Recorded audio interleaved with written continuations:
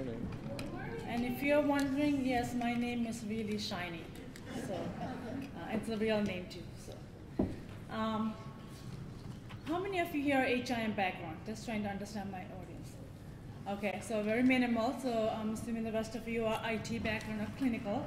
So I'm hoping that I can give you a message that you can take back to your organization to say, get those HIM people in the deciding and implementation of EHRs. So agenda for today, obviously we're going to go over the overview of legal medical record and the definition, and looking at the 7 A's, I call it, the 7 absolutes, to ensure a legal EMR. And obviously, if I have time, go through briefly on Penn's journey towards ensuring a legal medical record. I have a lot of slides. Since we are very time limited, I'm going to be flying through the slides. Again, I want a disclaimer, this is not a legal advice. I'm in no way, shape, or form a legal person, but just from an HIM perspective, I want to kind of share with you how we consider, how we define legal medical record, and hopefully creating some awareness so you can take it back to your institution. This is what we're trying to do. So in the paper world, obviously, things were much easier. Now we're talking about the EHR. We need to make sure every single standard that we have in the paper world is going to remain in the EHR industry, in the arena. So that being said, why is medical record so complex? So as we all know, it's multi-form. We have paper, we have multimedia, EKG, cardiac report, transcription. So this is all obviously many times in different areas, different systems, different format. We need to bring it all together, and this is why a medical record, ensuring a legal medical record is so complex. Again, hierarchy of the legal medical record. We are going to be just discussing the central, the bottom aspect of it, the legal health record. Again, then there's a HIPAA designated record set, and these items include information. Can you do full screen presentation? Oh, I'm sorry.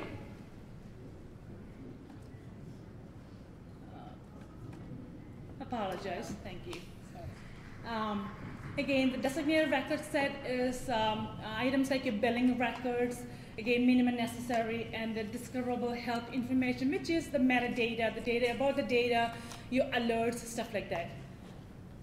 Again, what is a legal EMR? The medical record is an organization's most important business and legal record. In EMR, obviously, the main point of an EMR is to provide the best care. But the EMR has to meet the business need, the billing, the coding, the physician billing, the hospital billing, and also it has to be admissible in a court of law. So with that being said, one key point I want to bring to you is a legal medical record can be in any form. It doesn't have to be in one repository. That would be ideal, but that's going to be very difficult. It could be in many formats. It could be in a paper world. It could be in an electronic, different systems. Again, so that's one key point I do want to make. It can be different areas. It's how you define your legal medical record.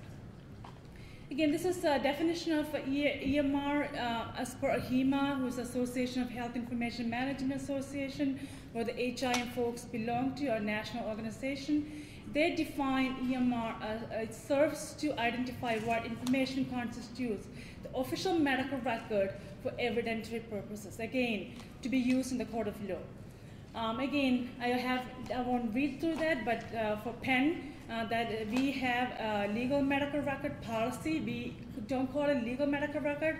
Our legal folks wanted to call it an official medical record, and that is the definition right there. Again, it is in the policy making. It has not been finally approved by the medical executive committee, but it is almost there, and that is what we have. It's a draft.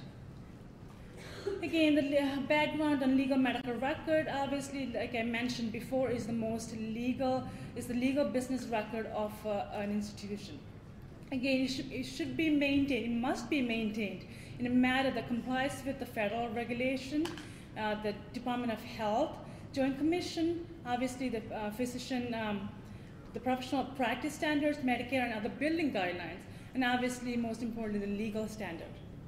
Again, each organization can define what you call your legal medical record. So it's up to you as the institution to define your legal medical record. Again, legality of EMR. Many of the states had their laws much prior to the EMR craze came about. So many of the states, state or federal regulations don't talk much about the EMR legal aspect of it, but some of the newer state laws do include it. So if you can look at the New Jersey, electronic signature is what they're focusing on, and that is the key element, because the input have to match the output, meaning who is entering the information. When you print that for legal proceedings or to produce to other third-party payers, you got to make sure the signature of the authentication is accurate. New York State law, again, they must use internal criteria to use. You have policies and procedures to make sure that the authenticity, accuracy, and all that key elements are there. So what does Pennsylvania state law say? Not much, actually. Obviously, it's not really helping us, but they're saying innovation in medical record format, obviously going electronic, they highly encourage it, but we don't have any strict guidelines from Pennsylvania yet. CMS, obviously, CMS governs everyone. It's higher than state law or joint commission. CMS is, that's kind of the fundamental that we want to follow. You can see all patient record must be legible, complete data and time. And they're saying this is for both paper and electronic. And the person who's responsible, it has to be done by the person who's responsible for the care. Again, that's from CMS, and CMS doesn't differentiate between paper or electronic. So if you're printing a paper, if you're printing the report, when the patient is discharged from the EMR, it has to have every single element as you would, and be accurate as it would be in the paper world. Again, 4 basic principles for the medical record to be authenticated or deemed admissible as evidence. I feel like a lawyer, I guess I work very closely with our legal team.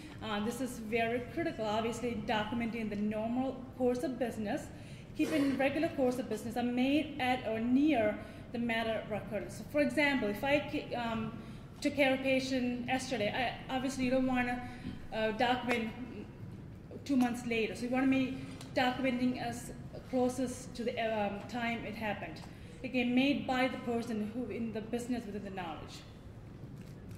Again, the 8 A's of record integrity is obviously access, authenticity, accuracy, authorship, authentication, amendment, alteration, auditing. So I'll briefly go through this since we are very time limited.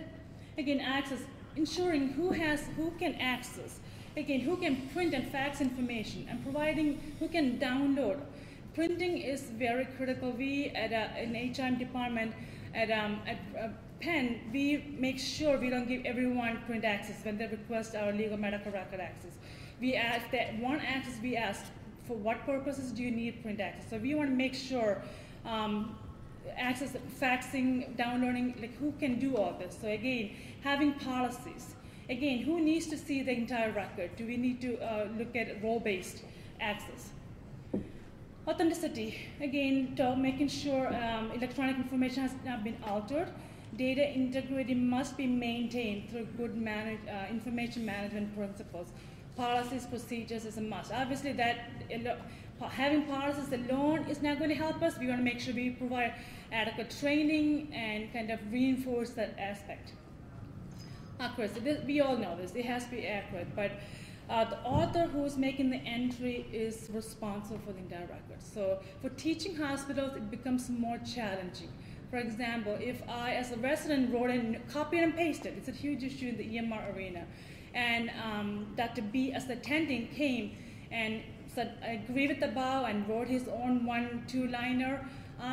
Dr. B, as the attending, is now responsible for the incorrect information I copied and pasted from as the resident in the EMR. So again, the attending, teaching hospitals is very complex because we have residents, interns, house staff, and obviously we know they're trying to be efficient, trying to see the patients and do a good job, but the copying and pasting issue is a huge issue in the current industry, and we are dealing with that Penn, and I'm sure the rest of the nation is actually dealing with that too. So it's not just one hospital.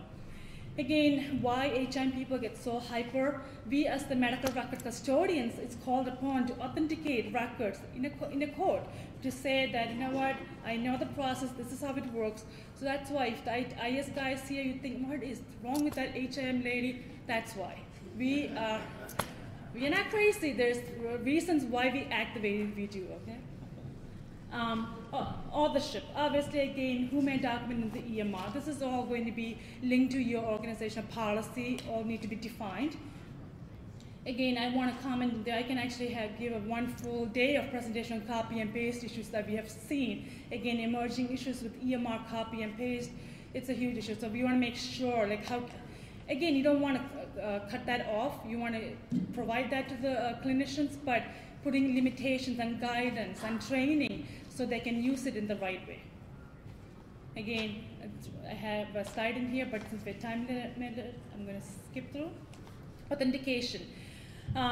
Again, we want to make authentication is a key element. So when you sign the record, if you say you logged in and that's what's giving the authentication for the for your entry, again, you want to take a look at that.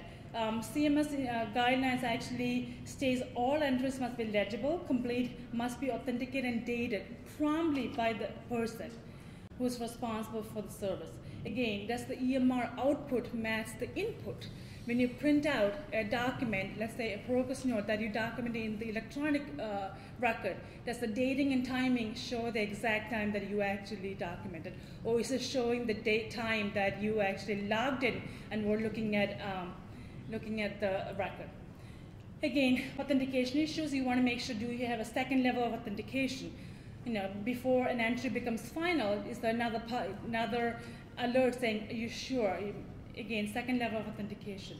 Input versus output. I can't stress on that enough to make sure when you do implementing your EMR, make sure you do integrated testing and see how the report is coming out. In a paper format, it has to match the input.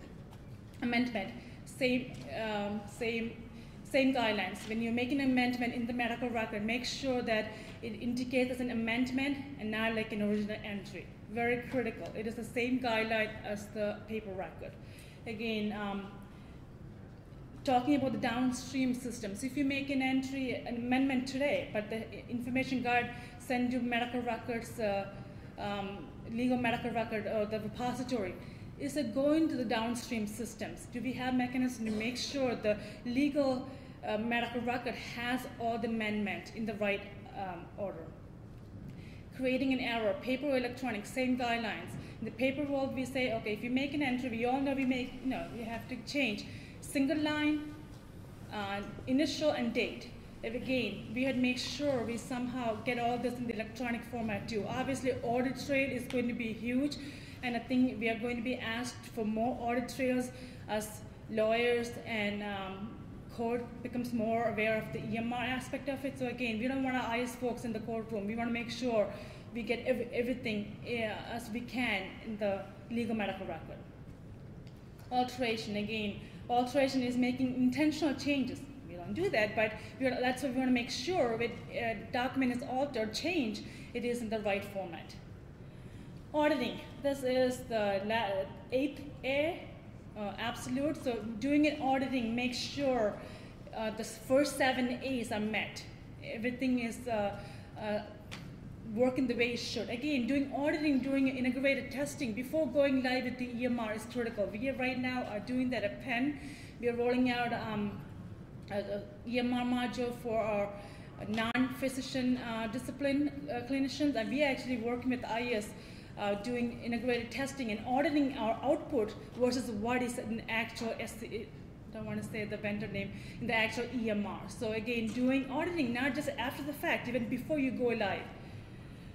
I will skip through the Penn's journey since we are limited time. Again, we had a multidisciplinary team from a legal counsel to malpractice, privacy officer, physician, and compliance officer. We want to make sure that you have a multidisciplinary folks at the table, making sure everybody can speak on their needs. Summary. Obviously, you want to make sure you implement an EMR that meets the legal aspect. Again, please partner with your HIM people, not 2 months before go live, but when you actually are looking at designing and implementation, because we, as crazy as we may be, we know what we're doing, and we want to make sure we can collaborate with the IS team, and our Penn IS team has been phenomenal.